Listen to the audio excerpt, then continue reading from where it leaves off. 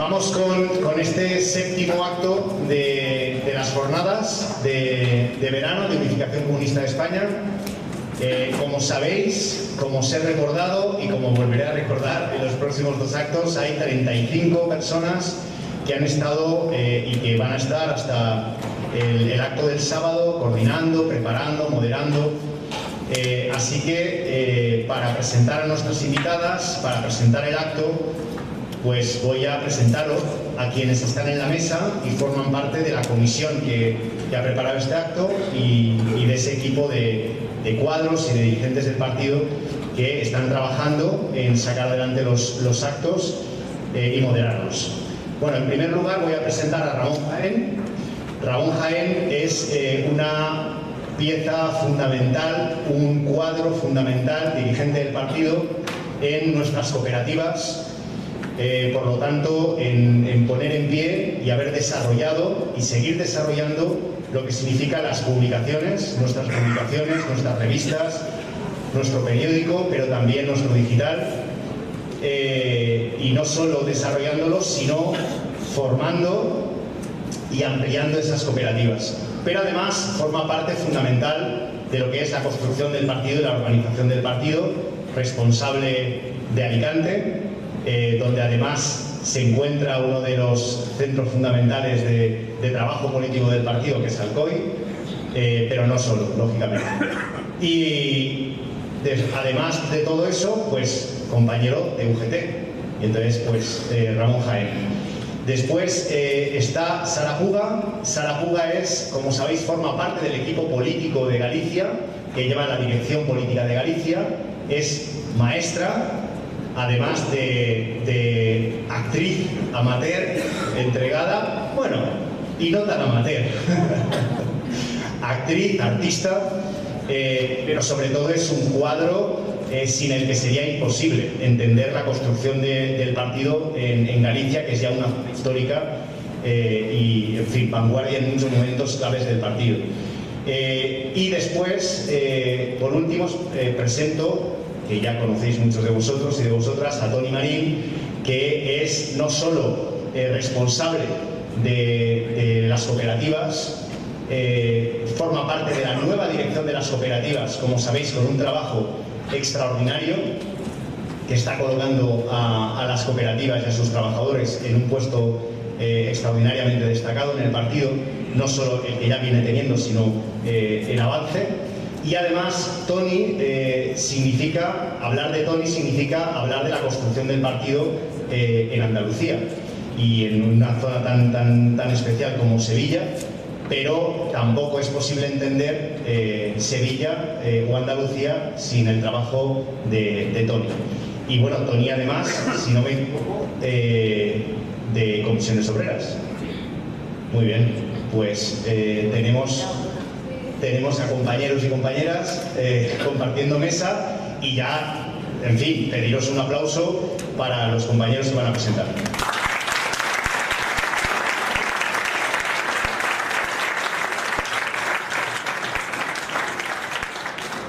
Sí.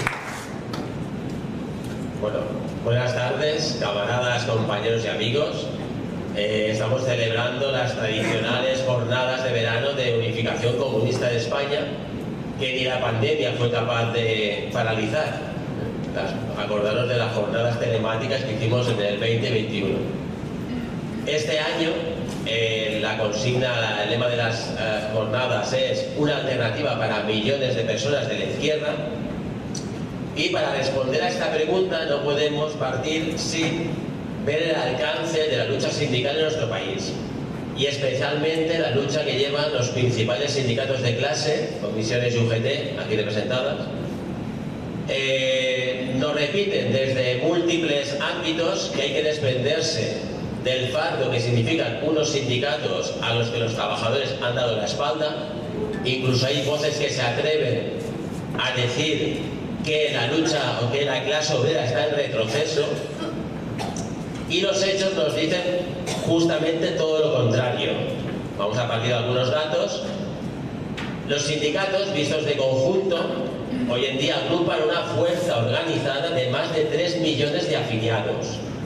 3 millones de afiliados. Y la realidad es que no existe otra fuerza organizada en el país comparable a los sindicatos. De hecho, lo que han demostrado los sindicatos es que han sido la única fuerza capaz de 2010, convocada por comisiones UGT y secundada por USO y CGT. Podemos afirmar que la movilización sindical encabezada por la clase obrera es la columna vertebral de lucha de nuestro pueblo. Pasamos a la presentación de Omar de Pérez.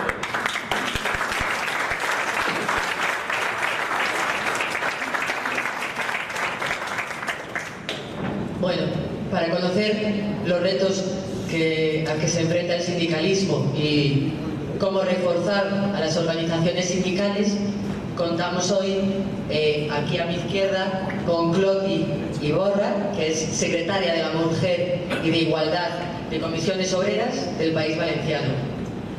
En el centro tenemos a Lola Ruiz Ladrón de Guevara, secretaria de Acción Sindical de UGT del País Valenciano. Y no está aquí, está ahí, pero vamos a presentar también a Esther Calderón, secretaria de Comunicación de Comisiones Obreras del País Valenciano, que claro, está ahí porque como es de comunicación, pues se va a encargar de las fotos, etc. Adelante.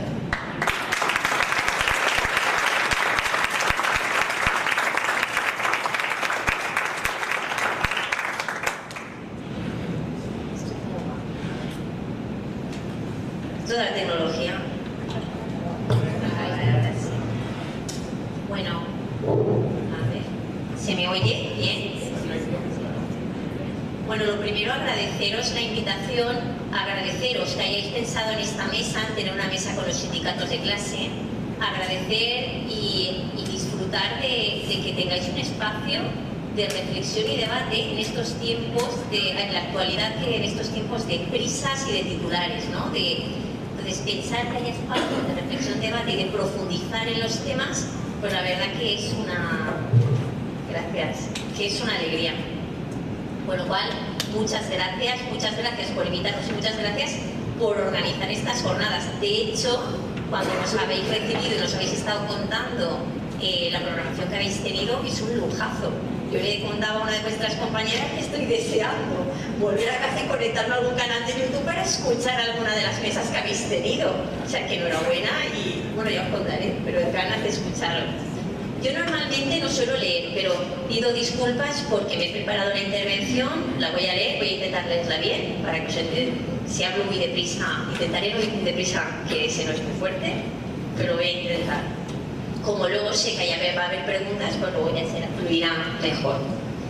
Bueno, defender un trabajo decente que permita una vida digna es la prioridad de Comisiones Obreras. Tal y como lo define la Organización Internacional del Trabajo, nuestro compromiso es garantizar que se realice de forma segura, en igualdad de oportunidades, con una remuneración justa y bajo el paraguas de la negociación colectiva y de los derechos de libertad sindical. Un trabajo que posibilite el desarrollo personal y contribuya al sostenimiento de la vida social y del planeta. Estos han sido los pilares que han marcado el camino de la concertación social de estos últimos años, especialmente tras los impactos de la pandemia. Un tiempo en el que hemos pactado incrementos significativos del salario mínimo interprofesional, que afecta a 2,5 millones de personas trabajadoras.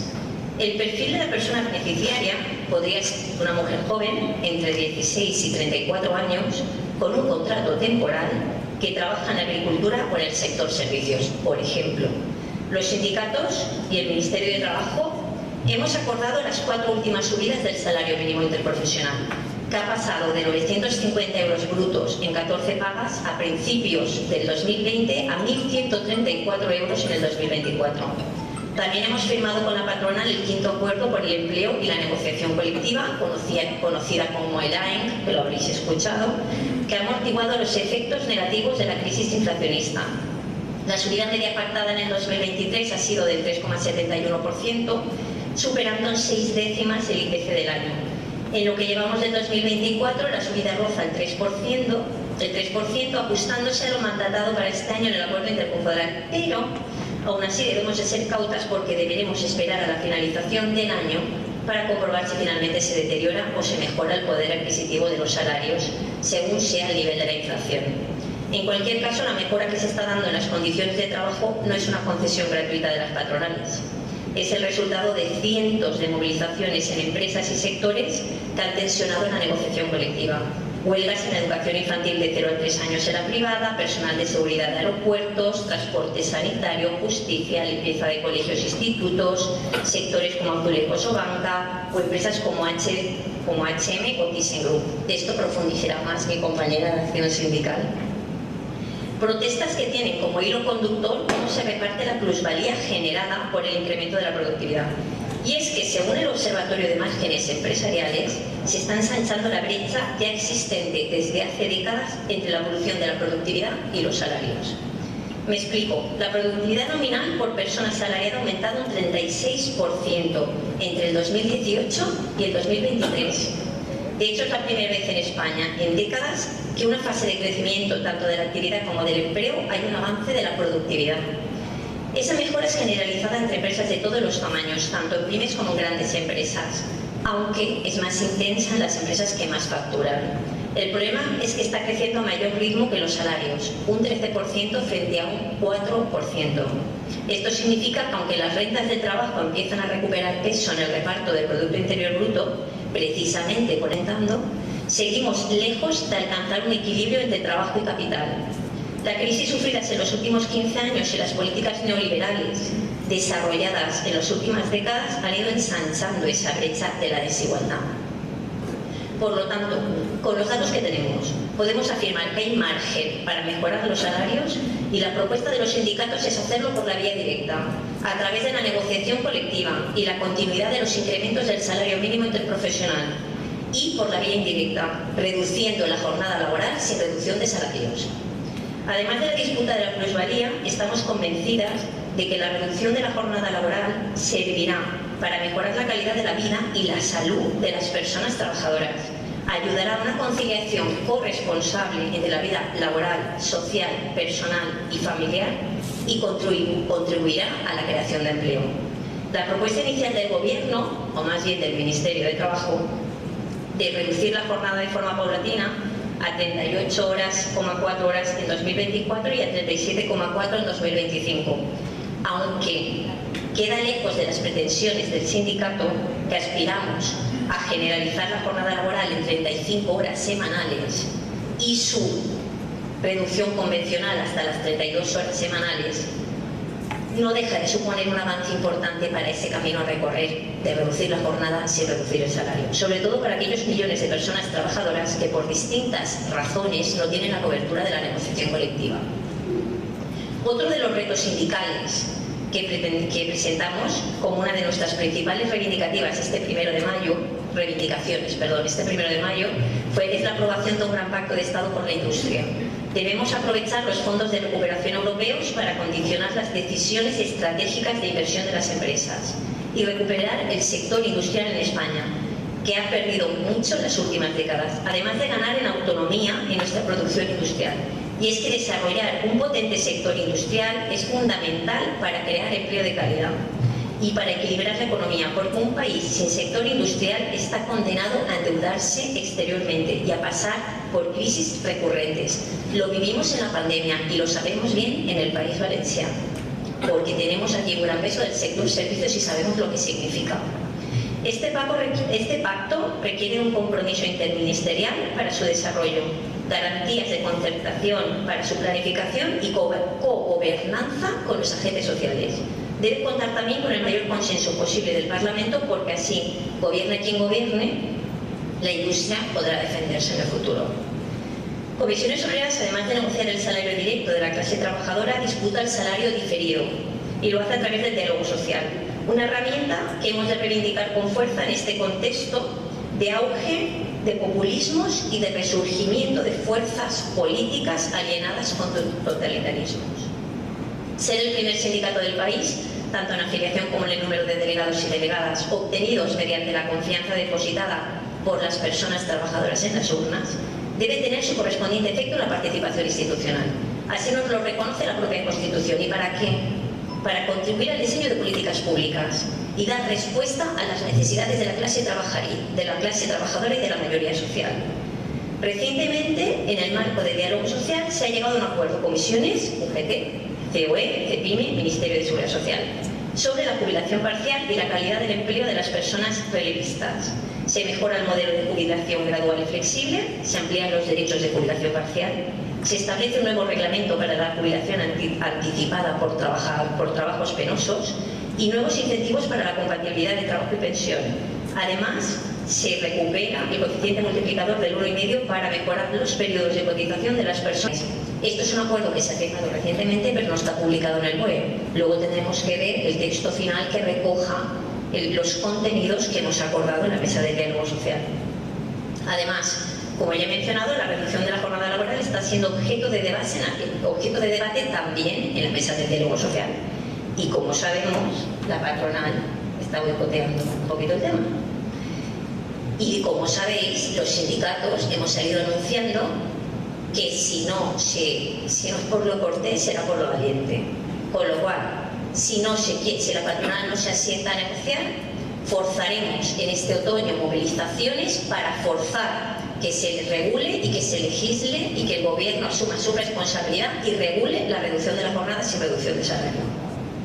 Otro elemento destacado que será abordado en el marco de la concertación social es la reforma del despido.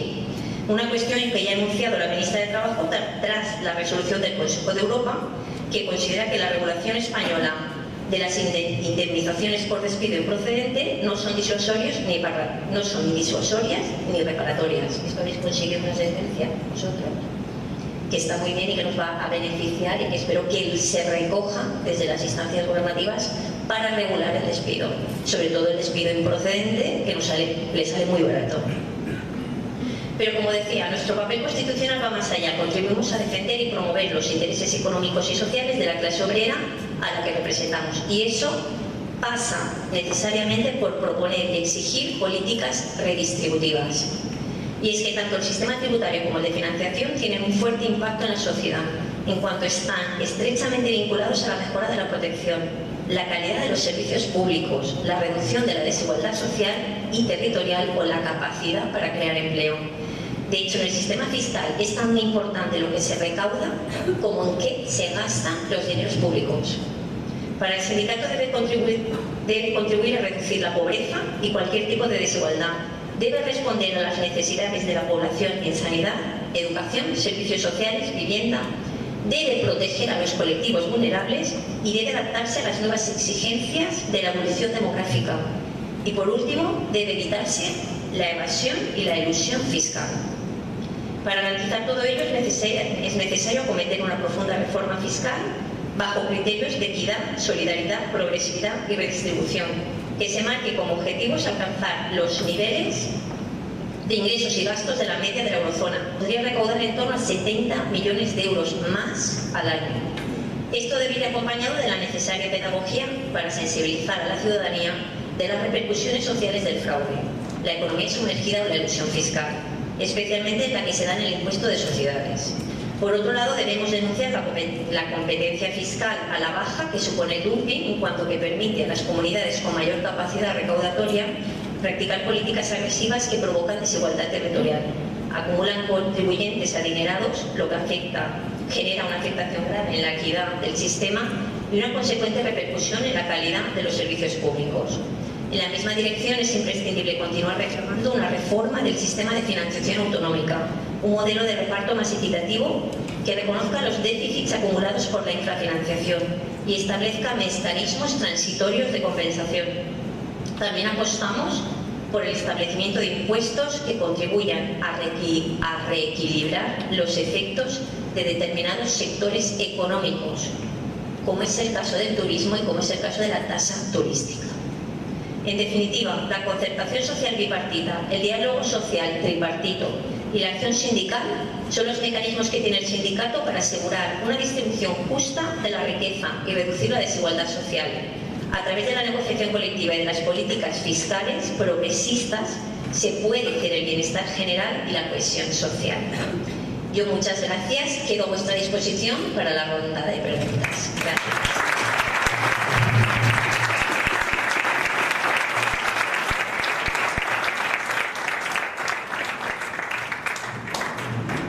Buenas tardes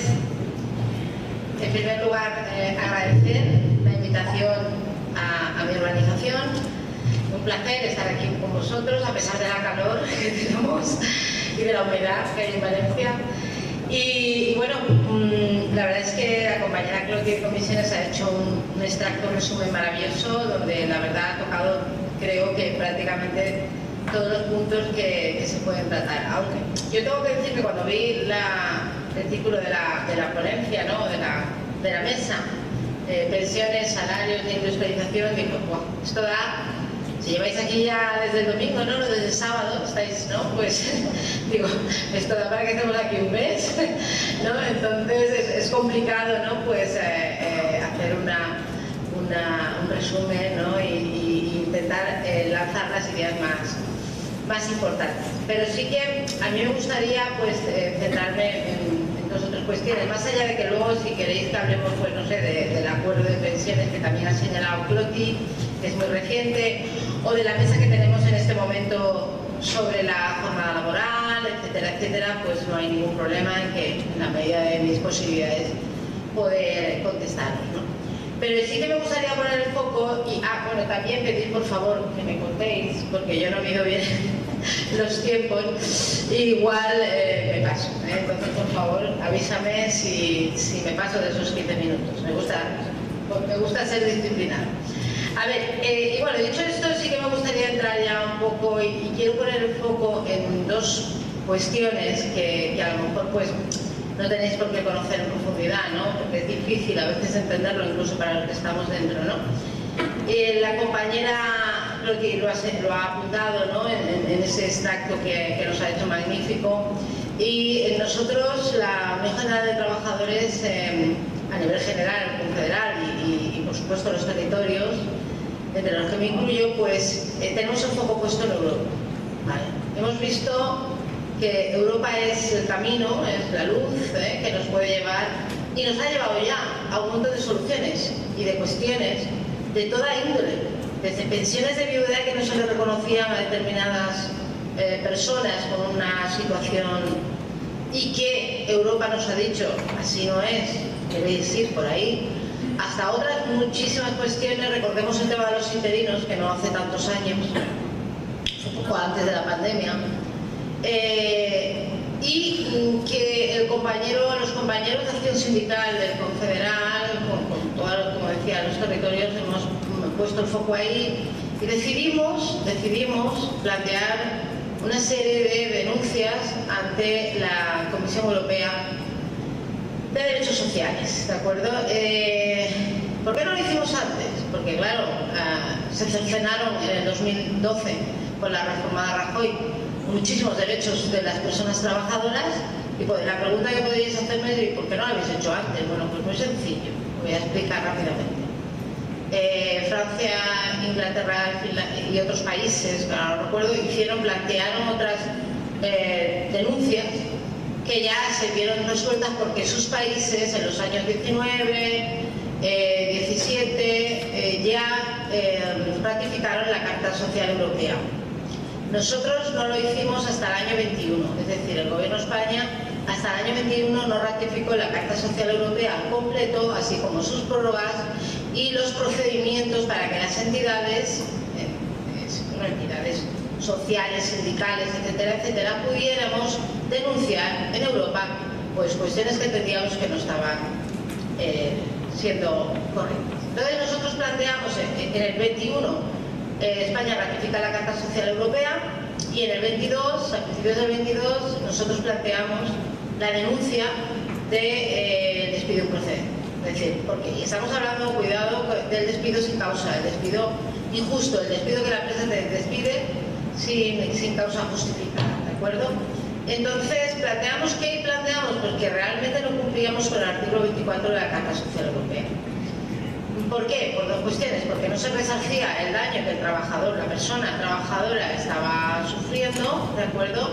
No se compensaba ese daño y por otra parte, bueno, pues se nos había eliminado en la reforma del 2012 los salarios de tramitación, etcétera, etcétera. Entonces nosotros pedíamos varias cuestiones, ¿vale? Una era recompensar las pérdidas financieras que el trabajador estaba sufriendo, los salarios de tramitación y que se hicieran en el procedimiento judicial lo más eficaz y rápido posible.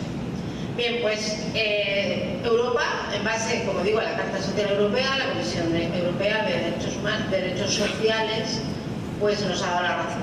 El día 29 salió publicada la decisión y todos los trabajadores despedidos improcedentemente, despido disciplinario improcedente, en este país, a partir de esa decisión del Comité Europeo, tienen que recibir una indemnización superior, ¿de acuerdo? Y os digo esto porque hace cuestión de 2 o 3 días en las provincias dice, y me lo he subrayado, que la resolución que da la razón a UGT no es vinculante.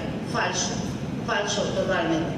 Lo digo porque ese bulo está corriendo por ahí, es completamente falso, es vinculante. Porque hemos ratificado la normativa europea y por lo tanto es nuestra ya, es del régimen interno de nuestro país. Por lo tanto, ¿qué ocurre? Que el gobierno tendrá que sentarse con nosotros para ver cómo lo articulamos, cómo se ve ese daño, cómo se debe compensar ese daño a las personas trabajadoras, de qué manera se determina el sufrimiento o el daño sufrido, o, bueno, pues si no lo hacen y luego hay empresas que no aplican la decisión de la Comisión Europea, pues a golpe de sentencias. Ya hemos ganado 3 en España y no había salido todavía la decisión. Bien, ese gran paso ha cambiado el paradigma en cuanto a lo que el despido improcedente supone en los salarios de tramitación. Hemos planteado otras cuestiones, entre ellas el de valor de la hora extraordinaria, y seguimos trabajando para plantear otras muchas cuestiones, siempre y cuando la Carta Social Europea se nos lo permite. Os lo digo porque todo esto, más allá de lo que pretendemos o queremos hacer ver, es que necesitamos una Europa unida a nivel social, a nivel laboral, a nivel económico, porque es la única manera de impedir el dumping social. Con un estatuto de los trabajadores europeo, con un salario mínimo europeo, con una transición justa que se legisle a nivel europeo. Con todo esto, a nivel europeo, evitaremos que las empresas decidan anclarse en un país o en otro en función de que los salarios son más baratos o que la explotación en este país pueda ser llevada a término con mejor impunidad que en otros países. Por lo tanto, es la única manera de evitarlo. Europa es el horizonte, nosotros lo hemos entendido así y así lo estamos planteando. Y por otra parte, ese era uno de los focos que queda, en los que quería poner, porque quería dejar claro que realmente esto es de obligado cumplimiento, por mucho que los medios estén diciendo otra cosa. Y quería también señalar una cuestión que bueno, es de la terreta, desde aquí de la tierra, ¿no? Nosotros firmamos, bueno, las compañeras de Comisión Obrera lo saben muy bien, mi homólogo, Daniel Patiño, que no podía estar, pero que hemos estado en la mesa juntos, hemos firmado lo que llamamos aquí en la Comunidad Valenciana el Acuerdo de Materias Concretas, que es un acuerdo interprofesional.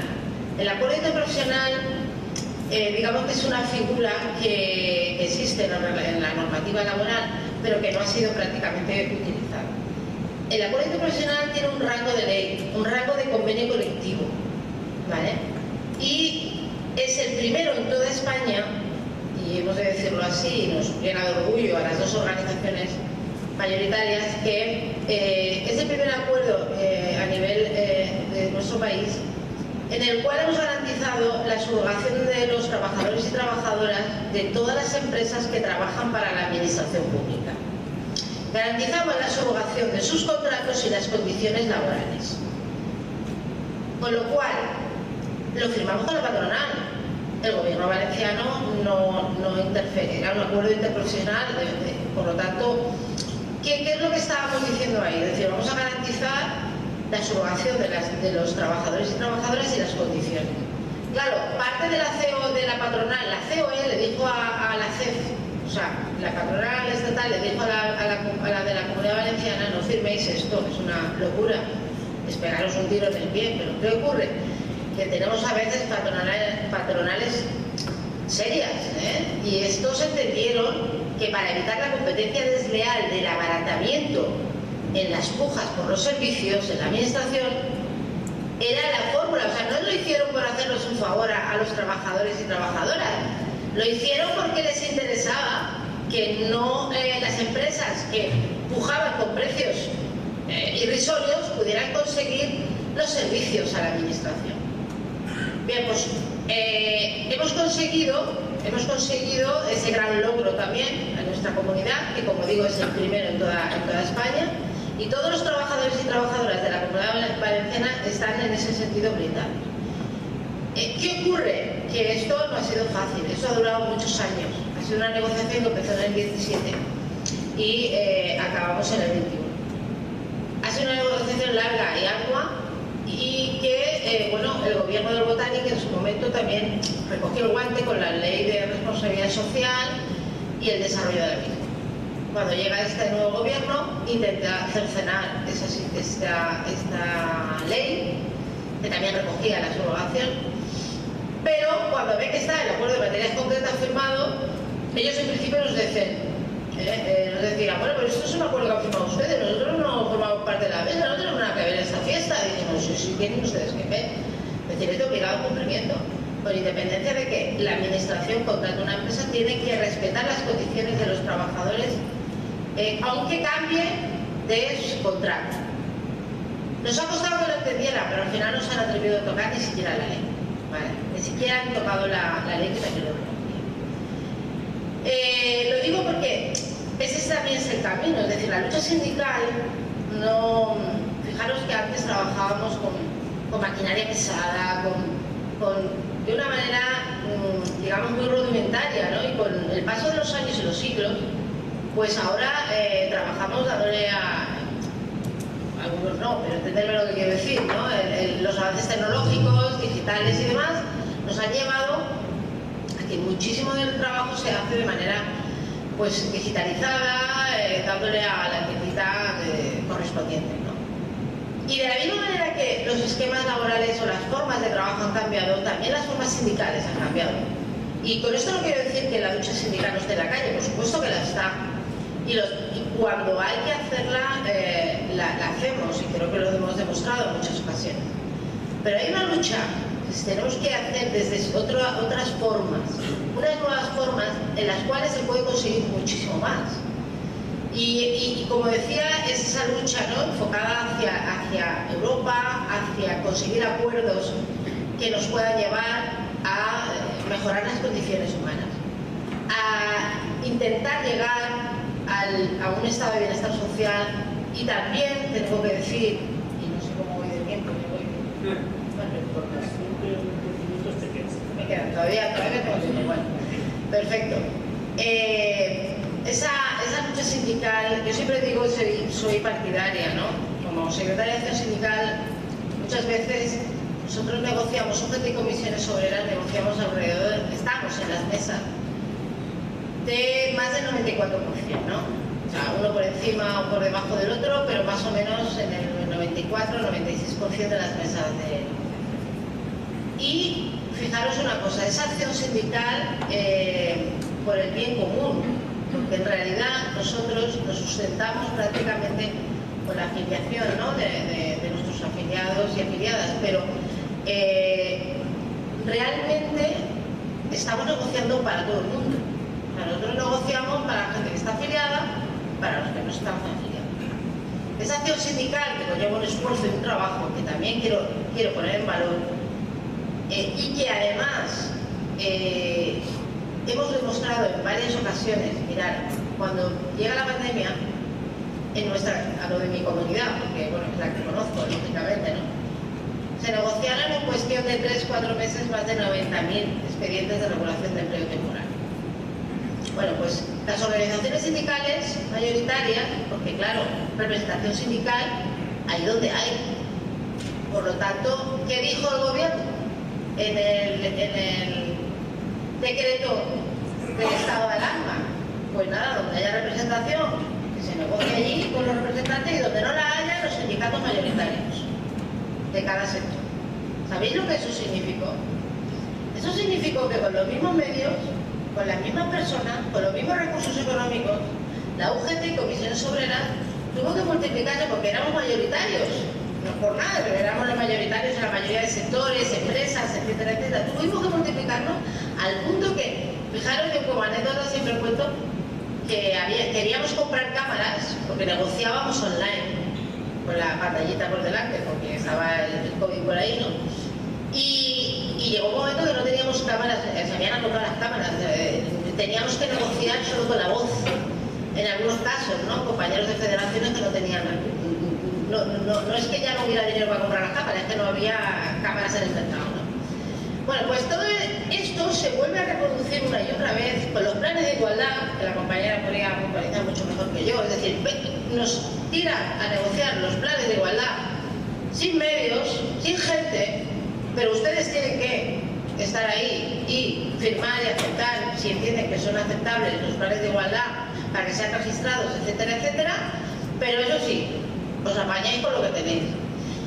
Aquí en la Comunidad Valenciana, con el gobierno del Botanic, planteamos, además fue muy novedoso y os hago memoria, la reducción de jornada a 4 días. ¿Os acordáis que salieron los medios, la Comunidad Valenciana, papá? Bueno, pues para entrar en ese pack las empresas necesitaban un acuerdo con los representantes de los trabajadores. Necesitaban un acuerdo con los representantes de los trabajadores, pero había empresas que no tenían representantes de los trabajadores. ¿Dónde vamos? A los mayoritarios. Pero eso sí, ustedes apañan, con los recursos que tengan, con la misma gente, con los mismos medios. Apáñesela entre ustedes. Claro, te llamaban, te bombardeaban, eso los acciones sindicales sabemos lo que es. Te llamaban las empresas, oiga, es que tengo que negociar, que tengo que sacar esto adelante, quiero reducir a 4 días en mi empresa y pedir la ayuda, y no sé qué, no sé cuánto, y yo digo, pues es que no tengo activos para llegar, no tengo gente para poder llegar a todas las empresas, ¿no? Y algunas pues eran sectores pequeños o empresas pequeñas. Y ya me estoy pasando, casi no. Bien, entonces yo, bueno, por concretar, ¿no? Quería poner el foco en estas 3 o 4 cuestiones, ¿vale? Más allá de que podamos hablar de lo que os apetece contestar, porque me parece que es importante. Tenemos que buscar las fórmulas para esa movilización, pero una movilización a veces desde el despacho, fijaros, ¿no? La movilización en la calle es importantísima y a esa nunca vamos a renunciar, por supuesto, faltaría más. Pero a veces desde el sillón, planteando cuestiones que podemos ganar en Europa, que podemos ganar en una mesa negociadora, pues conseguimos muchísimos logros y en la inmensa mayoría y en muchísimas ocasiones hemos conseguido, tanto hablo desde empresas pequeñitas hasta grandes sectores, en las mesas, en la negociación, siendo hábiles, teniendo gente preparada, teniendo recursos, teniendo medios y no a veces como hacemos, teniendo que multiplicarnos para poder llegar con la misma. La acción sindical es fundamental para el bien común, pero necesitamos que realmente nos ayuden. Y nos ayuden para tener pues, los medios, básicamente los medios. Porque si no, no podremos hacer todo lo que estamos haciendo. Y lo hacen toda la clase sindical, ¿no? Pero realmente los mayoritarios, como he puesto varios ejemplos, nos otorgan el derecho y el deber, porque la ley, los gobiernos, nos están otorgando el derecho y el deber de estar ahí cada vez que ocurre, pues eso, una pandemia, los planes de igualdad, un decreto sobre reducciones de jornada, tenemos que estar ahí, pero no nos ayudan. Y hay gente que piensa, es que, bueno, estamos burocratizados, estamos subvencionados, dirán, las subvenciones, tanto de subvención de sindicatos, hablo en términos, al menos en nuestra comunidad, en nuestros presupuestos, no significa ni el 4%. O sea, imaginaros lo que eso de hecho, a nivel de comunidad se ha ido reduciendo y ahora más. Con lo cual nosotros seguimos viviendo y seguimos subsistiendo y vivimos con las cuotas de nuestros afiliados y afiliadas. Y la acción sindical tiene que estar bien reforzada. Por eso la afiliación es importante y el apoyo a los sindicatos. Yo no hablo ya pero esa negociación que llevamos adelante es un trabajo que realmente no podemos cargarlo a lomos única y exclusivamente de las personas que están afiliadas a una organización.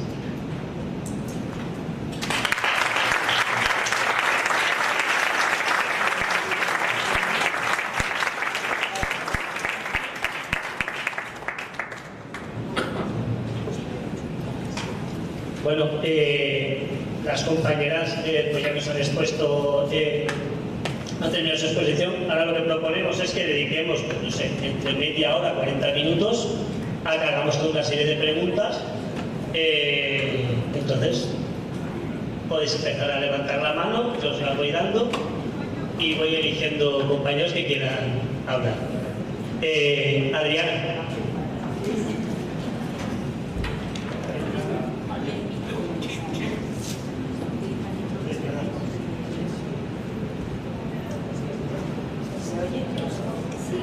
¿Sí? Ah, sí. Perdón. Bueno, primero agradecer a ACA vuestra participación, vuestra perspectiva en estas jornadas. Y bueno, nos hemos podido presentar antes. Sabéis que formo parte de la Juventud Unificación Comunista de España y que para estas jornadas, como bien titula el cartel que tenemos, un programa de lucha para la izquierda, pues también nos hemos tenido que enfrentar, bueno, o plantearnos todo un trabajo que hemos estado haciendo y que estamos haciendo de cuál es la situación de los jóvenes en nuestro país ahora mismo, ¿no? Y concretamente en el terreno de lo laboral. Entonces yo quería como situar, por no hacer aquí un análisis gigantesco, si tenéis datos muy concretos y haceros una pregunta. Primero es que más de la mitad de los jóvenes no llegan a fin de mes. O sea, más del 50% de los jóvenes no pueden llegar a final de mes. No hablemos ya de proyectos de emancipación, proyectos de independencia. En los salarios, el 35%, son el 35% más bajos de la media. O sea, el salario de los jóvenes está un 35% por debajo de la media. O como el 30% de los jóvenes españoles viven en riesgo de pobreza o exclusión social, que es el dato más abrumador. Entonces, bueno, también preguntaros desde vuestra visión, desde vuestro conocimiento o posición, cómo sí que es un hecho que la precariedad laboral afecta especialmente a los jóvenes, pues qué medidas concretas están proponiendo comisiones obreras o UGT para combatir este problema.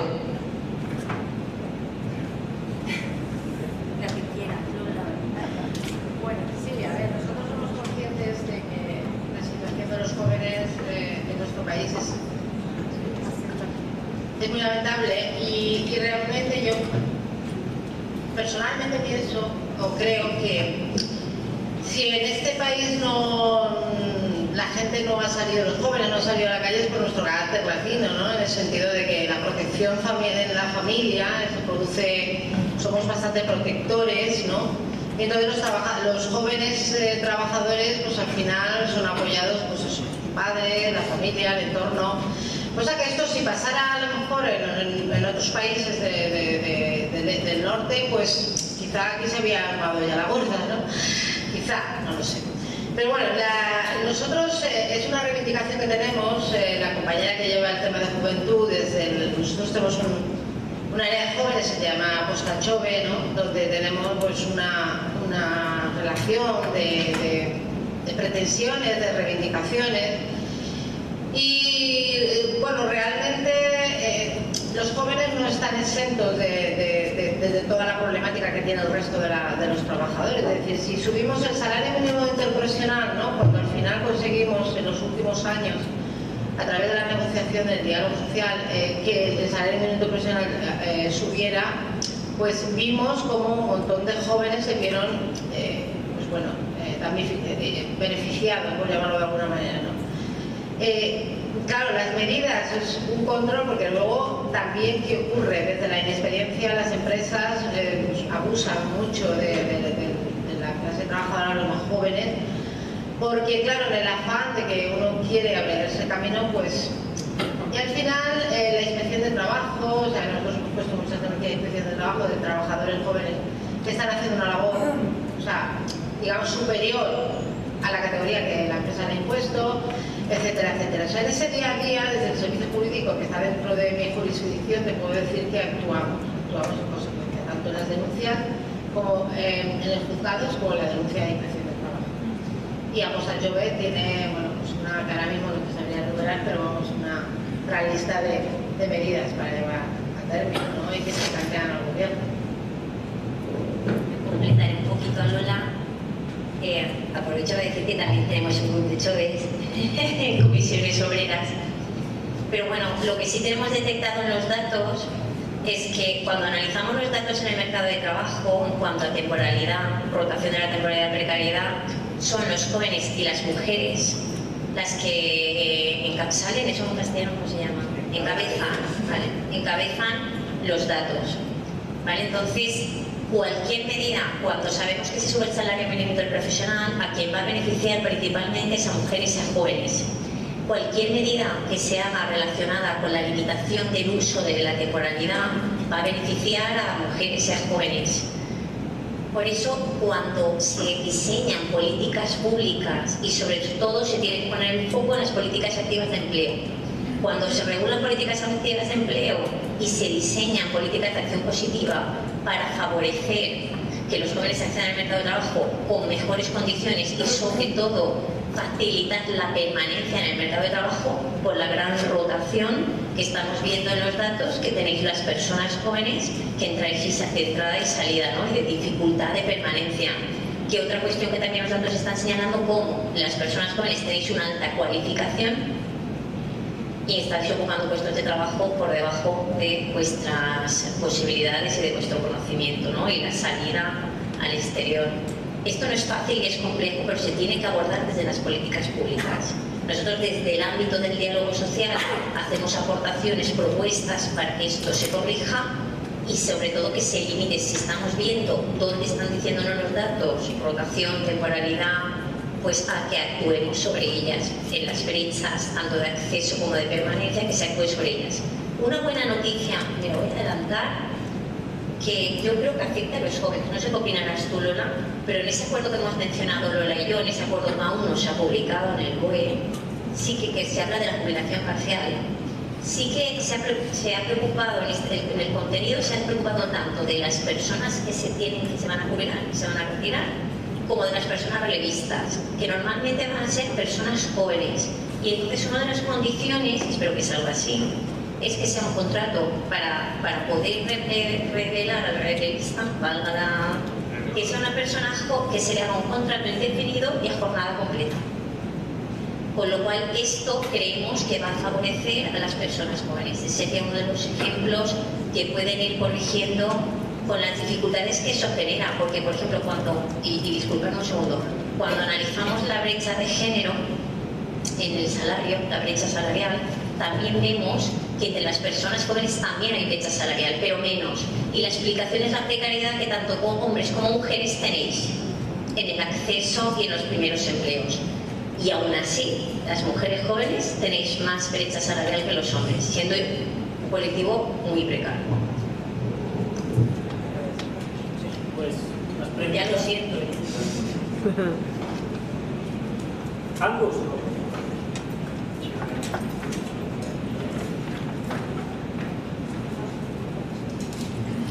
Hola, buenas tardes. En principio, pues, dar las gracias por asistir a esta exposición y debate. Y hablando de debate, yo soy consciente de que en las redes sociales hay muchos bulos y cabe todo lo que se ponga. Pero yo tengo entendido que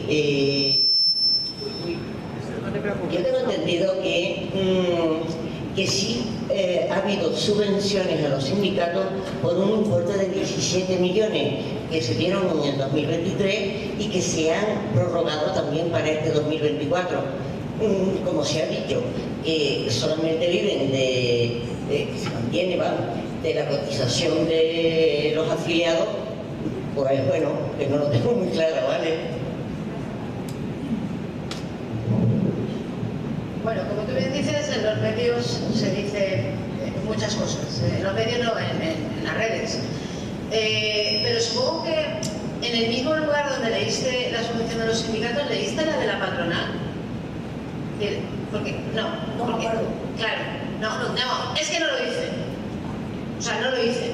El tema es, a nosotros se nos paga por representación. Es decir, se nos paga por el número de delegados y delegadas que podemos tener. ¿De acuerdo? Y nosotros pasamos cada 4 años, tanto comisiones como UGT, como otros sindicatos, CGT, USO, en fin, todos los que haya, pero bueno, hablo de los que estamos en la mesa, que somos los mayoritarios y somos los sindicatos de clase. Nosotros hacemos nos hace un examen. Cada 4 años, elecciones sindicales, ¿de acuerdo? Y en las empresas, los trabajadores y trabajadoras deciden quiénes lo van a representar. Y en función de ese número, a nosotros se nos paga. La patronal cobra el doble que UGT y comisiones, el doble literal. Te estoy hablando te hablo de País Valenciano, que tengo las cifras más claras, ¿vale? El doble literalmente a nivel de subvención de sindicatos, ¿de acuerdo? No pasa ningún examen, y cobra el doble que nosotros. Pero dicho esto, te puedo asegurar que, a ver, yo a nivel estatal, si esa cifra es a nivel estatal, pues te puedo asegurar que no llega a eso, ni muchísimo menos. Pero si metes todo lo que, digamos, UGT, comisiones, porque ahí estarían todos los minoritarios. Nosotros somos mayoritarios, pero luego hay una, perdonad la expresión, una jauría, un volumen importante de sindicatos pequeños, pero que a lo mejor son 3. A lo mejor hay un sindicato son 3 o son 4, pero están dentro del paquete del sindicato. Porque ahora 3 personas van y se registran y son un sindicato también. Entonces, te hablo de que si hablamos de que 17 millones es todos los sindicatos de toda España y todos los sindicatos, los pequeñitos, los micro y los grandotes que somos nosotros, pues a lo mejor sí, no lo sé. Sinceramente no lo sé. Pero te puedo asegurar que UGT y comisiones no cobran 17 millones. Eso sí te lo puedo asegurar. Y que la patronal no hace examen y que se le paga el doble que a los sindicatos de clase mayoritarios y nadie lo cuestiona. Y eso nos lo tendríamos que hacer mirar. Bueno, y si hablamos de los partidos políticos, su partida. Tiene su partida presupuestaria y las asociaciones, que bueno, en fin, no vamos a entrar, pero algunas sabemos de qué hablamos, ¿eh? Algunas asociaciones que desde, en fin. Sí, vamos a pasar al siguiente. No, porque lo ha explicado muy bien, añadiendo los partidos. Sí, exacto, la partida política, la identidad de... Pues más preguntas. Jordi.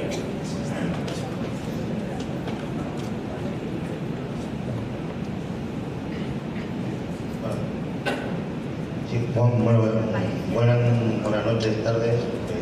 Muchas gracias por haber venido. Bueno, yo tengo una pregunta que es ¿cómo afrontan los sindicatos los cambios que se están dando en la composición de la clase obrera? Como ahora están los riders, las delis, etcétera, etcétera.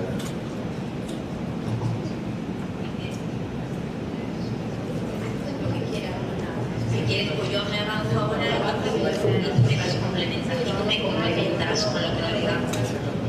Claro, pensar que al final y al cabo nosotros somos una organización de personas, igual que cualquier partido, y movernos nos cuesta un poco. Y los cambios son más dinámicos que lo que las organizaciones a veces podemos afrontar, ¿no? Pero nos estamos poniendo las pilas, que eso es bueno. Porque es verdad que el mundo del trabajo está cambiando. El modelo, si me permites una reflexión, el modelo de representación sindical está anclado en un mundo de trabajo que ya no existe. O sea, cuando se hacen las elecciones sindicales es un inciso que es importante que creo que compartamos. El modelo de elecciones sindicales está pensando en el modelo de Ford, del Fordismo, en las empresas grandes, en las empresas donde la clase trabajadora acude a un centro de trabajo, está concentrada en ese centro de trabajo, el sindicato puede acudir a ese centro de trabajo, puede organizar a la clase obrera en ese centro de trabajo y se puede hacer acción sindical. El mundo del trabajo está cambiando, tenemos los riders y todas estas nuevas formas de trabajo que no permiten el teletrabajo, el trabajo a distancia, que no permiten acceder a esa clase trabajadora. Y es muy complicado para nosotros, con las herramientas que tenemos en estos momentos, organizar a la clase trabajadora.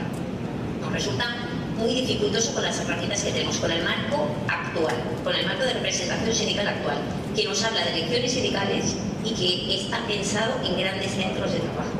Entonces estamos imaginando fórmulas. Eso toca por nosotros también salir de los centros de trabajo con la solidaridad de los delegados y delegadas y sus horas sindicales de los centros de trabajo grandes para acudir a buscar a la clase trabajadora que está atomizada, que está en nuevas realidades de trabajo, para intentar organizarlos, pisando el imaginario como se pueda. Y yo espero y deseando lo que pasa es que tiene que darse también el contexto adecuado de que se modifique el modelo de representación sindical. Porque si no modificamos un modelo de representación sindical que está anclado en el siglo XX y ya estamos en el siglo XXI, pues esto va a ser dificultoso. Pero esto es un debate abierto en el interno de las organizaciones sindicales. Yo es que soy muy pro de cambiarlo, pero tenemos nuestro debate porque tiene sus riesgos, tiene sus riesgos, porque a ver, si luego hacemos una modificación, pedimos un cambio y es a peor. Cuidado, que los sindicatos ya sabéis que si nos hacen algún cambio puede ser a peor. Y nosotros siempre nos sometemos a resistencia a las modificaciones del primer estatuto porque da miedo. Pues da miedo a veces que, pues eso como el chiste, ¿no? Necesita que me quede como estoy. Pero bueno, volviendo al tema de los riders, nosotros hemos ganado, nos ha presentado a nivel de inspección de trabajo denuncias que bueno, han llegado a buen puerto. Aquí Amazon en la Comunidad Valenciana, la planteamos desde UGT, Cataluña, en fin, quiero decir que ha habido un montón de denuncias que hemos llevado adelante que bueno, pues los compañeros riders han visto un poco mejorar la situación, ¿no? Eso por un lado. En cuanto a las formas nuevas, el teletrabajo, por ejemplo, además de lo que comentaba Loti, que no podemos ver el sindicalismo o la acción sindical como en la gran empresa, que era mucho más sencillo, pues estamos todos ahí aglutinados. Ahora, incluso en la gran empresa, tienes un montón de gente teletrabajando, que apenas aparece por la empresa. Es decir, todo eso dificulta. Porque, a ver, el trabajador y trabajadora, ¿dónde está su fuerza? En la unión de su clase. Si no estamos, está cada uno en su casa, ¿sabes? Pues está muy complicado. Pero bueno, hemos planteado, de hecho, nosotros en nuestras resoluciones congresuales y en nuestro programa de acción de UGT, supongo a comisiones también, un montón de medidas para adaptarnos a esos nuevos tiempos, para ayudar a los trabajadores y trabajadoras y para poder tener el sindicalismo en los centros de trabajo. En los centros de trabajo que a veces ya no hay centros de trabajo. Ya, pero no la voy a añadir porque yo creo que tiene que ser catalán o valenciano. Entonces, y me ha venido a la cabeza una de las cosas que se nos ocurrió en verano con los riders para traerlos al sindicato, localizarlos y poder hablarles a la cara, fue cuando el verano ofrecer la sede de comisiones, empezó en Cataluña, ofrecer la sede de comisiones obreras para tener un refugio climático. En plan de que pudieran acceder, tomar aire acondicionado, beber agua fresca, refrescarse y tal, y nosotros poder también contactar con el colectivo. Sí, ahora me he acordado de esto, es, pues no sé, pues buscando las fórmulas.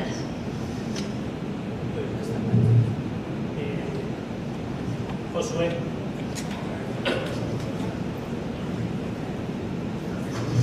Buenas noches, quiero darle las gracias por haber estado aquí, ha sido muy interesante.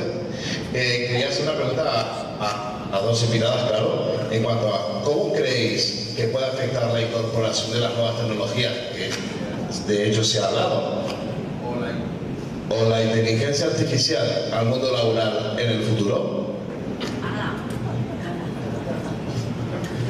Bueno, mira, hace cuestión de pocos días... Ay, perdón, vale, gracias.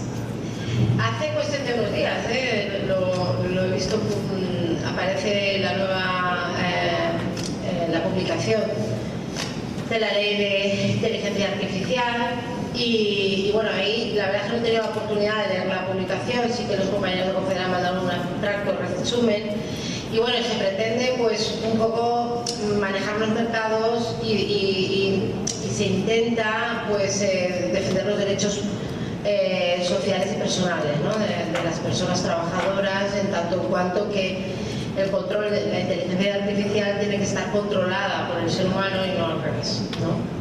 Y que esto nos podía traer en el mundo laboral muchísimos problemas, ¿no? Y me consta, como digo, que ya Europa ha tomado cartas en el asunto y nosotros estamos en esa misma línea, ¿no?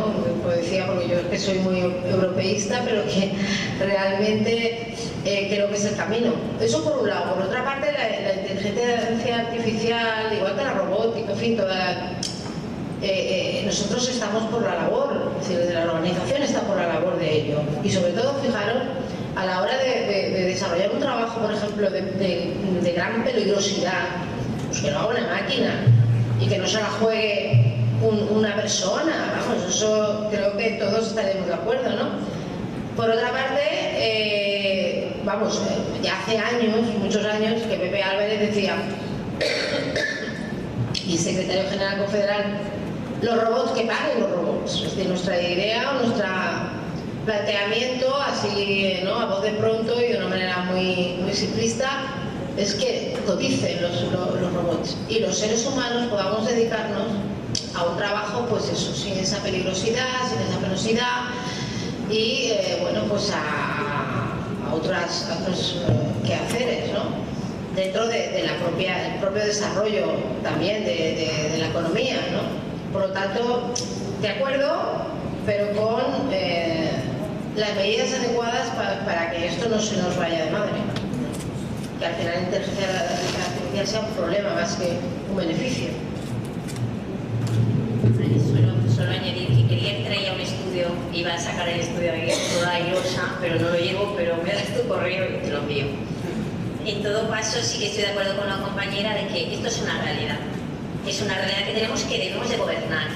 O sea, tenemos que regular y tenemos que saber utilizar la tecnología y la inteligencia artificial al beneficio de la humanidad. Pero tiene muchos riesgos. Y por lo tanto, también en Comisiones Obreras estamos por la regulación y luego por también utilizar los beneficios de la humanidad cuando, como ha dicho la compañera, garantizar una salud laboral y que hagan los trabajos más penosos, con de mayor riesgo. Y también otra cosa, habrá que disputar la plusvalía, o sea, también considerando que esta inteligencia artificial, nuevas tecnologías aumentan la productividad. Aprovechemos esto volviendo a reduzcamos nuestras jornadas sin reducir nuestros salarios, que la tecnología está al servicio de la clase trabajadora y de la humanidad. Esto sería nuestra pretensión y regulémosla para garantizar que, porque tampoco podemos obviar que esto puede suponer en algún caso pérdidas de puestos de trabajo, y esto habrá que gobernarlo para que sea en la menor medida y en la menor afectación posible. Juan. Hola, buenas noches. Bueno, primero agradecer que hayáis venido y sobre todo también que contéis con todos los que estamos aquí para trabajar con un sindicalismo de clase como el vuestro y trabajar en cada sitio donde estemos. Yo soy delegado y afiliado de comisiones. Creo que es un trabajo importantísimo el que se hace en cada punto de trabajo.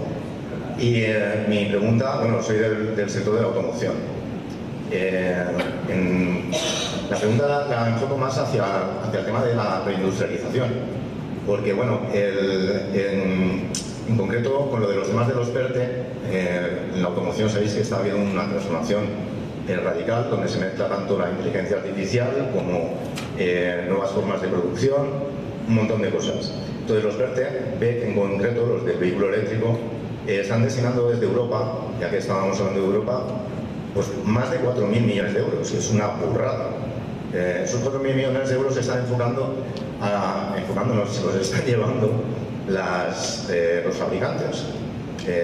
La Volkswagen, la de aquí, la de la Ford, no, porque precisamente la Ford no ha entrado en eso.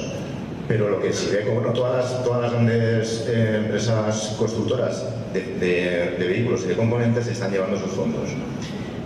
Como también estoy en una asociación de mecánicos y electricistas de automoción, los socios, que son mayoritariamente pequeños autónomos y pymes, nos preguntan cómo es posible que el sector del mantenimiento y la reparación, que también es automoción, no vea ni un duro de eso. Es decir, cómo los fondos europeos se van a las multinacionales extranjeras y precisamente lo que es el tejido nacional de pequeña y mediana empresa, de esos 4.000 millones de euros, no vea nada.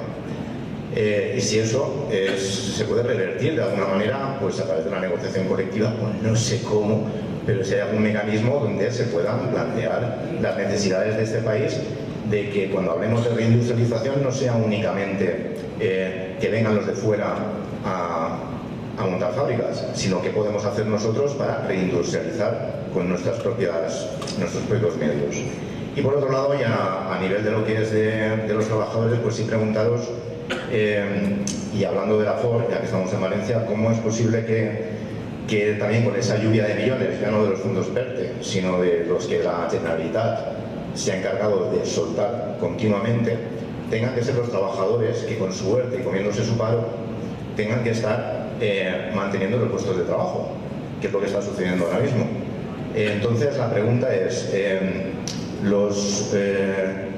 si estamos viviendo esa transformación del vehículo eléctrico, el mecanismo red es una cosa que se planteó en la anterior reforma laboral, lo planteó Nadia Calviño, y entonces ese mecanismo, no sé si está pensado para, porque desconozco bien cómo funciona ese mecanismo, si está pensado para mantener y que no se destruya empleo o si está pensado para construir, porque los ERTE vemos que es para mantener el empleo a costa, pues, en este caso, de ese doble rasero, el que hay con la multinacional y con la que hay con el trabajador.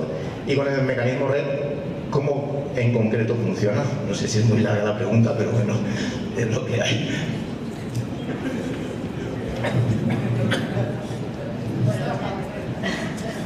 Bueno, esa pregunta es de examen, ¿eh?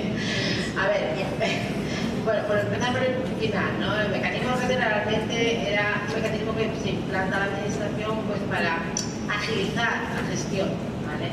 La gestión burocrática que suponía cuando viene el COVID sobre todo, ¿no? Y vimos el volumen de expedientes de regulación de empleo temporal que tuvimos que negociar. Y el aparato, igual que decía yo antes, que los sindicatos no llegábamos, era imposible poder llegar a todos, la administración se vio desbordada. Entonces el mecanismo red básicamente lo que hace es agilizar básicamente esa gestión. Entonces, eso por un lado. Por otra parte, la pregunta que haces del tema de la financiación, realmente no creo que cuando estamos hablando de fondos que vienen de fuera, es muy difícil que nosotros podamos gestionar. Sí que te puedo decir, hay una cuestión que sí que puedo decirte, que nosotros hemos sido siempre, desde la Unión General de Trabajadores, hemos pensado que deberíamos poder nosotros, España, sin necesidad de que las grandes multinacionales extranjeras, pues que nosotros pudiéramos tener nuestra propia firma, nuestra propia fabricación, etc. Y luego, el problema que tenemos en nuestro país es que son pymes, son pequeñas empresas. Yo te puedo decir que, como experiencia personal, que estoy en el Consejo Tripartito de la Comunidad Valenciana, había, durante el gobierno del Botànic, para que tengamos una idea, había unas ayudas a los autónomos, ¿vale? Y lo pedían un 10%.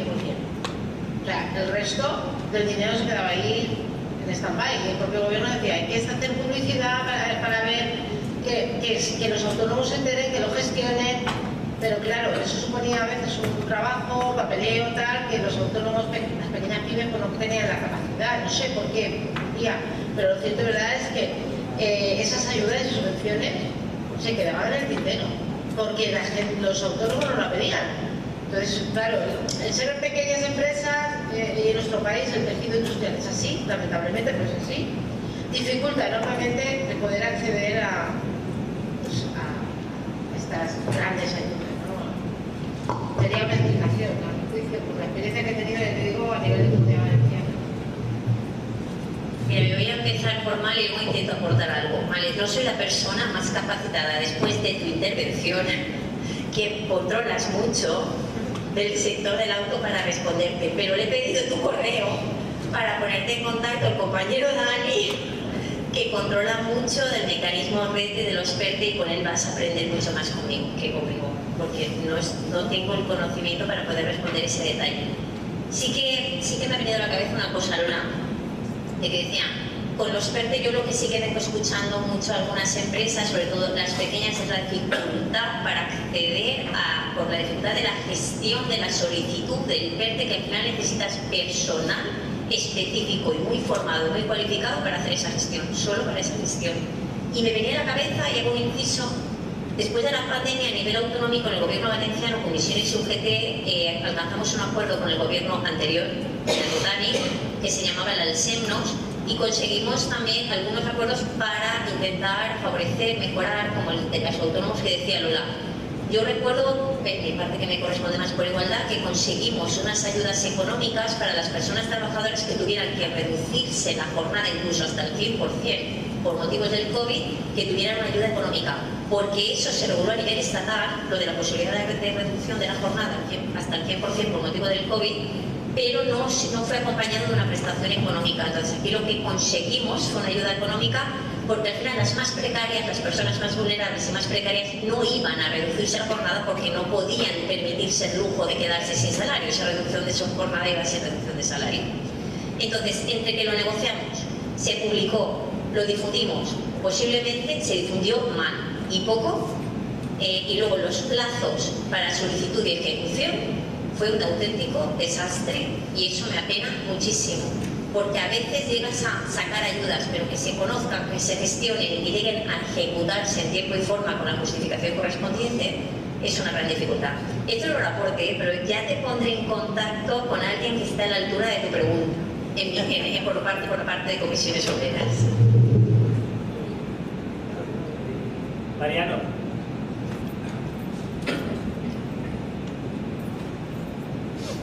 Gracias, Jordi. Bueno, en primer lugar, gracias por destinar parte de vuestro tiempo en agosto a venir aquí a las 8 de la tarde. Es decir, y solo primero, en vuestro tiempo súper valioso. Estáis luchando por reducir las horas de tiempo y estáis gastando vuestro tiempo en unas jornadas. Muchas gracias.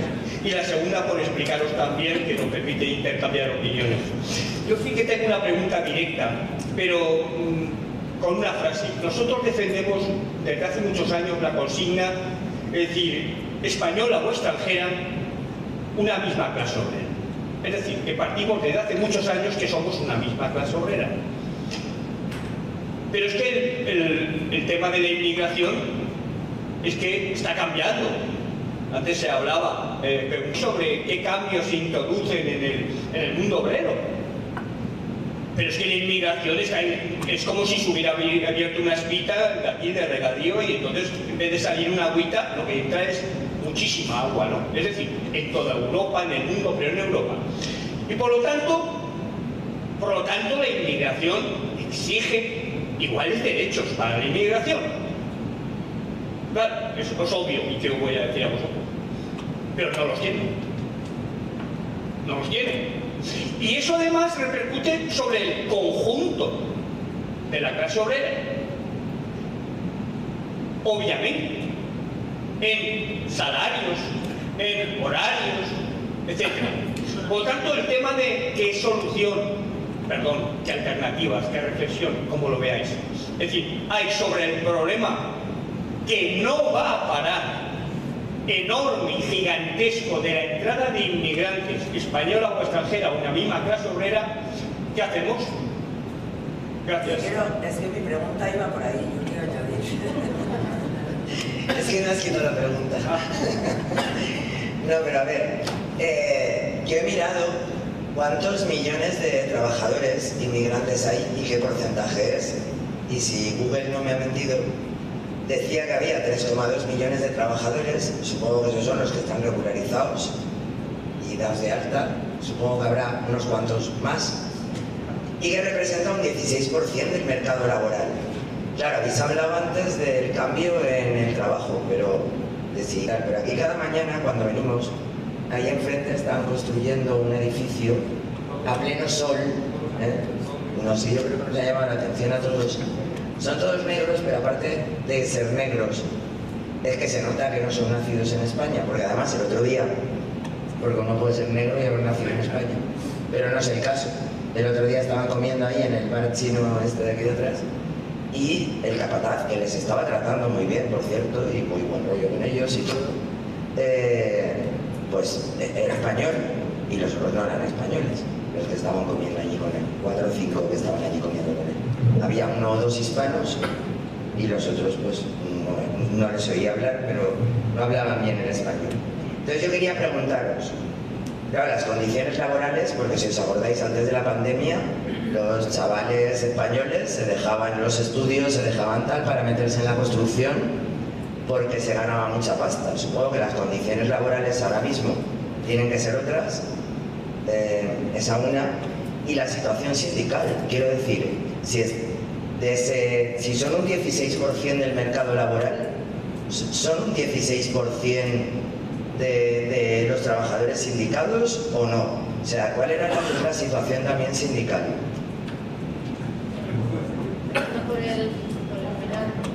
En el sector de construcción, en la época del boom inmobiliario, efectivamente los salarios eran en convenio, no estaban regulados en convenio. Quiero decir, se pagaba cuantías importantes, ¿no? Y todos conocíamos un Yesai. La clase trabajadora del sector no aprovechó la coyuntura, ahí podíamos haber intentado negociar, pelear por una negociación donde se consiguiera un convenio colectivo tanto a nivel estatal como a nivel provincial, como a nivel, hablo en general, haber conseguido un convenio colectivo de construcción decente. No se hizo, bueno, pues tenía los incrementos que tenía, etcétera, etcétera. ¿Qué ocurre? Que ahora vamos al 2024 y estamos en el convenio. ¿Por qué son todos extranjeros? Bueno, en este caso, ¿no? Los distinguías porque eran personas de color. ¿Por qué? Pues porque, entre otras cuestiones, aquí no hay, están teniendo dificultades el sector de construcción en contratar o conseguir trabajadores para el sector. ¿Por qué? Por la precarización, las condiciones de trabajo, los salarios, etcétera, etcétera. Entonces, al final, y pasa también en el mundo de la hostelería, etcétera, etcétera. Eso por un lado. El tema de la inmigración, sí, está cambiando, pero está cambiando, a mi juicio, creo que, a lo mejor lo estoy viendo desde una óptica muy optimista, pero creo que a mejor, porque creo que todo el mundo se está empezando a entender que la inmigración es la salvación. O sea, no tenemos hijos los españoles y españolas. Entonces, son los inmigrantes los que van a ocupar ese espacio.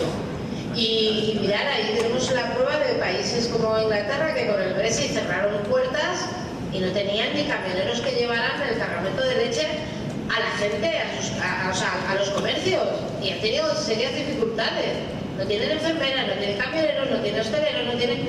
O sea, no podemos hacer esto. Que son más, que son menos, que hay un exceso, que pues no lo sé, habrá que regular y habrá que ver cómo se articula todo esto. Pero yo pienso que la inmigración a futuro no, ya va a ser son los jóvenes o las personas que saben la situación del sistema social que tenemos. Y lo que hay que pretender o conseguir es que los trabajadores inmigrantes tengan las mismas condiciones para que el mercado laboral no se devalúe. Y por ellos, ¿por qué? Por el bienestar social de estas personas y de nosotros mismos. Es muy sencillo, ¿no? Yo creo que aquí todos estamos de acuerdo con ello. Sí, por supuesto. Yo añadiría a lo que dice Lola, que tenemos un problema con la ley de extranjería y con el reglamento de extranjería, porque es que hay un bucle imposible. O sea, para trabajar con derechos, trabajar legalmente necesito un contrato. Pero para trabajar necesito un contrato para conseguir el permiso de trabajo, pero sin permiso de trabajo no tengo un contrato. O sea, es un bucle imposible, es una trampa mortal. O sea, es un nicho de economía sumergida de trabajadores vulnerables espectacular. Con lo cual, creo que es urgente. Creemos que es urgente modificar la ley de extranjería. Sabemos que está encima de la mesa y está pendiente de modificar el reglamento de extranjería. Que eso puede ser una oportunidad a ver cómo se hace. Pero claro, ahora mismo, si abocamos a la gente a que no tenga derechos, lo que estamos abocando es a trabajadores precarios, trabajadores y trabajadoras precarios, vulnerables, abocados a economía sumergida y que no van a poder exigir los mismos derechos. Y como tú bien has dicho, somos la misma clase obrera, tenemos que tener los mismos derechos, pero están en una situación administrativa que es muy fuerte, porque al final el permiso de trabajo es un permiso administrativo y estamos condicionando derechos fundamentales a un permiso administrativo.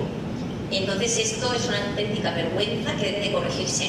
Además de que creo que hay que abogar por educar y hacer pedagogía a la sociedad y a la clase trabajadora, que no se deben llevar por discursos neofascistas y racistas, que lo que vienen es a poner a la clase trabajadora unos enfrente de otros, con un discurso simple y ruin, que viene a hablar de que si nos quitan el trabajo, ¿qué coño? Perdona, ¿qué van a quitarnos el trabajo? O sea, cuando deberíamos de potenciar un discurso de que son, como usted bien ha dicho, misma clase trabajadora, mismos derechos. Aquí nadie quita el trabajo a nadie. y aquí nadie debe de quitar los derechos a nadie.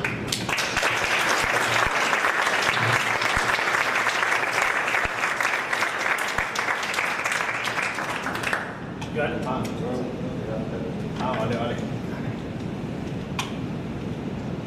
No, por lo que estáis diciendo con respecto a los inmigrantes, los que no tienen papeles tienen un problema, evidentemente, ningún derecho laboral, ni de trabajo, ni de nada, trabajan por miserias.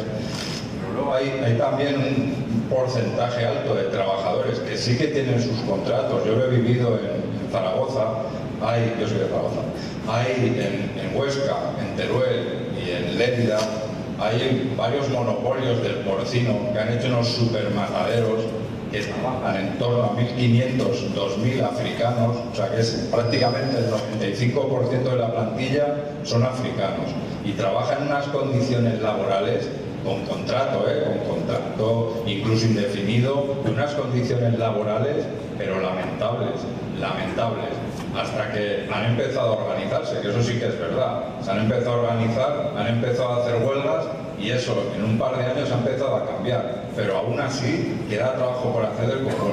Entonces, ya no es solo que lo pasan mal los que no tienen papeles, es que también los que tienen papeles también están en peores condiciones que los españoles. Y también, si me permites, que lo que ha dicho el compañero de que empiezan a organizarse, bueno, al final es un proceso, ¿no? Empiezas a organizarte, a exigir tus derechos, vas mejorando y además espero que eso vaya como efecto boomerang, ¿no? Vaya ampliándose. Y también tenemos que incorporar a las personas migrantes a las estructuras sindicales. O sea, tenemos que incorporarnos a las elecciones sindicales y a la estructura y a la dirección del sindicato. Pues para que tengan referentes, para conocer su realidad y para poder abordarle que somos la misma clase trabajadora. Bueno, yo aprovecho y os hago una pregunta. A ver, acabáis de firmar, se ha firmado un acuerdo sobre pensiones y sin ánimo de meternos en el detalle, porque, en fin, sería efectivamente para bastante largo, pero desde luego todo lo que signifique mejorar las condiciones de los pensionistas, mejorar las condiciones de los trabajadores para el acceso a la pensión es una buena noticia. Pero yo sí quería preguntaros en particular, porque nosotros somos promotores y participamos de una plataforma que es la Mesa Estatal por el Blindaje de las Pensiones, que ya forman más de 500 organizaciones de todo el país, y en un solo punto, que una de las organizaciones, que es una reforma de la Constitución que prohíba de forma explícita la privatización de las pensiones y la pérdida de poder adquisitivo. Plataforma que, por cierto, organizó una manifestación en el 2018 y comisiones y UGT acudisteis con una relación y un trato exquisito hacia la plataforma, respaldasteis con una convocatoria impresionante, tanto toda la organización de Madrid como la confederal, estuvieron UNAI, Pepe Álvarez, en fin. Tenemos no solo desde entonces, la plataforma tiene una extraordinaria relación con UGT y con comisiones, sino que agradecidos por el respaldo y por la relación en aquella manifestación. Pero sí quería preguntaros, introducción para situaros, pero quería preguntaros, el año que viene, según el mecanismo aprobado de la reforma de las pensiones, se cumplen 3 años y por lo tanto el periodo para que Bruselas revise la reforma. O sea, la misma reforma incluye el mecanismo de revisión cada 3 años y ya sabemos, por la experiencia, cómo se las puede gastar Bruselas. Y cómo ha apretado las tuercas tanto el Fondo Monetario Internacional como Bruselas respecto a las pensiones. Incluso, estoy seguro que en eso lo compartimos, incluso utilizando las ayudas que tiene derecho España por la pandemia como chantaje para apretarle las tuercas al gobierno y que tuviera que endurecer la reforma y que la reforma no fuera tan lejos como, por ejemplo, los sindicatos le estaba exigiendo al gobierno, ¿no? O sea que Bruselas ha llegado a utilizar algo como es el dinero que tiene que ir destinado a recuperarse de la pandemia y que es algo a lo que tenemos derecho, no es un regalo de caridad, lo han utilizado para chantajearnos, ¿no? Entonces, en un año, que es el año que tenemos por delante, donde no sabemos en qué condiciones nos vamos a encontrar a Bruselas y qué nos va a exigir, o ¿no creéis que, cuál es vuestra opinión respecto a aumentar la exigencia social en tomar medidas como la que propone la plataforma? Es decir, vamos a blindar las pensiones, vamos a asegurar en este caso la plataforma propone por el mecanismo constitucional, que se prohíbe estructuralmente y para el futuro que las pensiones, ni total ni parcialmente, pueden privatizarse. ¿Cuál es vuestra opinión? Mirad, contestamos las compañías contestan la pregunta de Joanne, hacemos una pregunta más, ¿vale? Y cerramos. No, que estaba diciendo que las compañías contestan la pregunta de Joanne, hacemos una pregunta más y cerramos el acto con las compañeras, después nos vamos a la cena y tendremos más oportunidad de charlar con ellas, hacerle más preguntas, ¿de acuerdo? Una ronda, ¿quieres decir? O una pregunta. Yo rápidamente también, para no acaparar mucho tiempo, por supuesto a nivel personal, como comprenderás, y como organización estaríamos totalmente de acuerdo con lo que plantea tu plataforma. ¿Vale? Eso por un lado. Por otro lado, del mismo modo te diría que tenemos que ser cautelosos y como bien dices, Bruselas aprieta, Europa aprieta y claro, las consecuencias a veces hay que medirlas, ¿no? Y entonces hay veces que tienes que decir, bueno, pues tengo que llegar hasta aquí, no puedo ir más allá, porque entonces me van a castigar. Y claro, estamos sometidos. También de la misma manera que antes yo contaba al principio de mi intervención, las bonanzas de Europa, pues bueno, tiene también ese corsetamiento. Que esto tiene una explicación. Yo me acuerdo cuando yo estaba en la universidad que había un profesor que decía, bueno, vosotros vais a estar trabajando hasta los 70. Yo tenía entonces pues esos 21, 22 años, ¿no? Y vosotros vais a trabajar porque al ritmo, me decía el profesor, ¿no? Al ritmo que vamos, vosotros vais a tener que trabajar. Y yo decía, vale, será verdad, y no sé si voy a vivir hasta los 70, ¿no? Trabajando, pero bueno. Lo que vengo a decir es que hay una serie de razones que a nivel general ellos lo interpretan así, pero nosotros tenemos nuestra razón como clase trabajadora. Y además es que no podemos permitir que llegara a un régimen, a un sistema tan llevado al extremo como se pretende. ¿De acuerdo? Porque, a ver, trabajamos para vivir, no vivimos para trabajar. Bueno, por lo tanto, creo que hay que ser comedidos y a veces decía mi abuela, vale la pena perder que más perder. Fíjate que yo en principio me he alegrado de tu pregunta y luego no tanto, porque creía que me ibas a preguntar el acuerdo reciente que os he mencionado antes y como me lo he estudiado, creía que lo iba a poder explicar, pero no ha sido el tema. Entonces creo que yo os invitaría a que invitéis a Carlos Bravo y que lo debatéis, porque la verdad es que a mí me suena bien todo lo que has planteado, pero no tengo conocimientos para poder responder de una forma que se merece este auditorio. O sea, que invitar a Carlos Bravo y hacer un debate con él. Hemos hablado con él. ¿Ah, sí? ¿Qué te ha dicho? No, no te voy a... No, tranquilo. No es el debate, no. Tranquilo. No, pero a ver, la relación, perdonad, disculpad. La relación con comisiones y con UGT no solo es extraordinaria, sino que es de colaboración local. Quiero decirte, aquí hay camaradas y compañeros que participan con las organizaciones de la plataforma y los compañeros y compañeras de UGT y comisiones acuden, Sara está sintiendo porque en Galicia pasa, acuden a las concentraciones, etcétera, ¿no? O sea, comisiones UGT no formáis parte de la plataforma, pero por cómo se ha desarrollado la misma plataforma, quiero decirte, tienen papeles distintos, lugares distintos, etcétera, ¿no?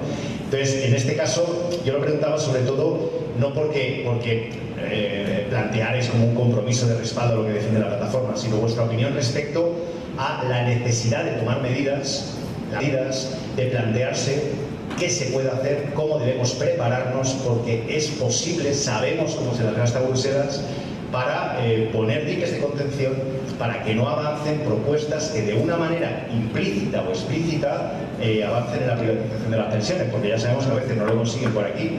Y solo deciros una cosa, que es cuando conseguimos hacer retroceder a Rajoy, cuando le conseguimos hacer retroceder, el FMI sacó la conclusión de que lo que había pasado con las pensiones y con Rajoy en España nos daba una lección, y es: no pretendamos imponer nuestro proyecto para las pensiones de golpe porque genera demasiado rechazo.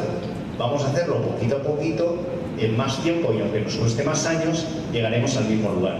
Entonces ya sabemos el Fondo Monetario Internacional cómo se las gasta, pero lo que quería es conocer vuestra opinión. De cierta manera me estabas contestando, pero ante por la privatización no pasamos. Bueno, en eso estamos de acuerdo.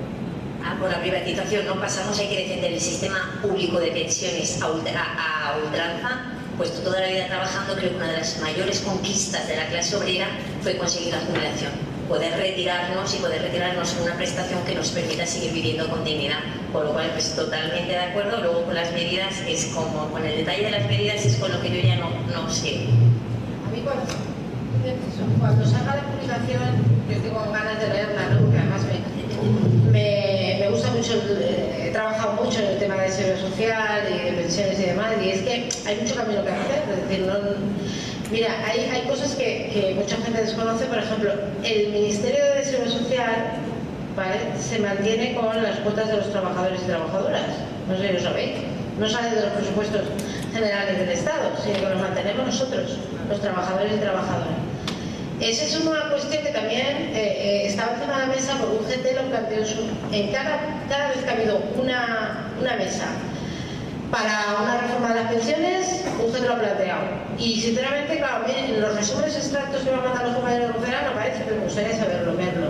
Y luego el tope de las pensiones, topar las pensiones máximas, topas las cotizaciones máximas. Es otro grave error. Por ahí podríamos canalizar millones y millones de euros. Es decir, si yo gano, lo voy a inventar, yo soy ingeniera de la NASA y gano 6.000 euros al mes, ¿por qué tengo que cotizar por 3.000 no sé cuántos?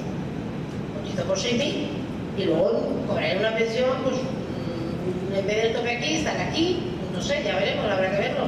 Pero los que cobran más que coticen más, no hay que poner topes a la cotización. Hay un montón de trabajo que se puede hacer para evitar que se privatice y que mantener el sistema de pensiones. Un montón de trabajo. Pero ¿qué ocurre? Lo que hablamos, poquito a poquito, porque lo digieren mal, lo digieren muy mal.